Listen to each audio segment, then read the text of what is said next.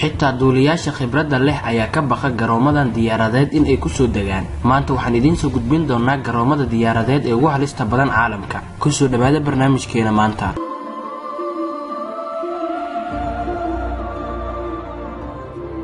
Gibraltar International Airport oo ku yaala wadanka Ingiriiska. wadada ay diyaaradda ku ordo garoonka ee Gibraltar ayaa ka gudba wada weyn oo gudaha iyo dibadda boqortooyada Ingiriiska dibadeeda ah. sidaas darteed taraafikada waa in la xiraa markasta oo ay diyaarad soo degto ama tagdo. waa in mar waliba gawaarida la istaajiyo. waa garoon wadada ku dhex yaal gegada diyaaradaha Princess Juliana Airport ee ku taala jasiiradda Caribbean ee dalka San Marino. diyaaradaha soo dega ay u muuqdaan inay cagaha ka sareeyaan madaxa shacabka, sidoo kale dabeel xoogan ayaa ka kacayso. mid ka mid ah laba garoon diyaaradeed ee Greenland, madaarka Narsarsuuq waxa uu ku yaalaa Tunulfiyaarkii oo ku taala koonfurta dalkaasi. madaarkani waxaa dhistay 1941 wasaaradda difaaca Mareykanka. dowlayaashuna waa inay wax ka qabtaan dabaysha adag, wareerka daran iyo xilli dabeelka dhulka buuraleyda ah xitaa maalmaha ugu xasiloon sanadka. madaarka Tenzin Hillary oo sidoo kale loo yaqaan madaarka Lugula ee dalka Nepal ayaa ah garoonka diyaaradaha ee ugu fiican qof kasta ee booqanaya. wuxuu ku yaalaa wadada laamiga dhinaceeda, waliba waxa ku hareeraysan jaranjarada Himalayan iyo jihada hoose ee dooxada hoose ee dhinaca kale ah.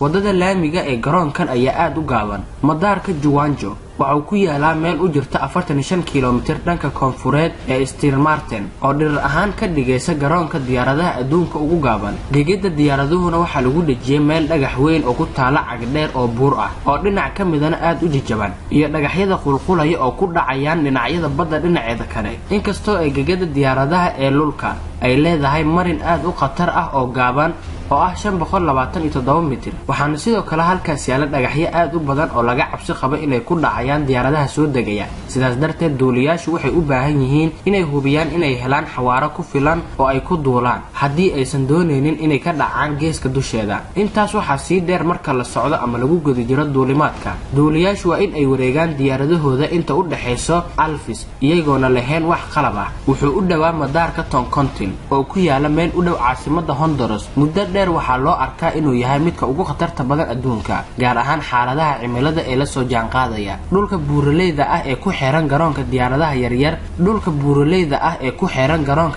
yaryar ayaa ku qasbay in ay duuliyaasha sameeyaan qaab wax ku ool ah oo aan ahayn wax madaxa ka jira. diyaarad ganacsi oo biyoon ah ayaa ku burburtay buurta dusheeda, halkaas oo ay ku dhinteen 132 qof. ugu yaraan 5 diyaaradood oo dheeri ah ayaa tan iyo wixii ka dambeeyay daba socday oo ku burburtay gudaha garoonka ama agagaarka garoonkaasi. intaas ayaan ku soo gabagabeynaynaa barnaamijkanaga maanta. inta barnaamijkan la mid aan ku kulmi doono waxaan idinkaga tegayaa sidaas iyo nabadgelyo. assalaamu calaykum waraxmatullaahi tacaala wabarakaatuh.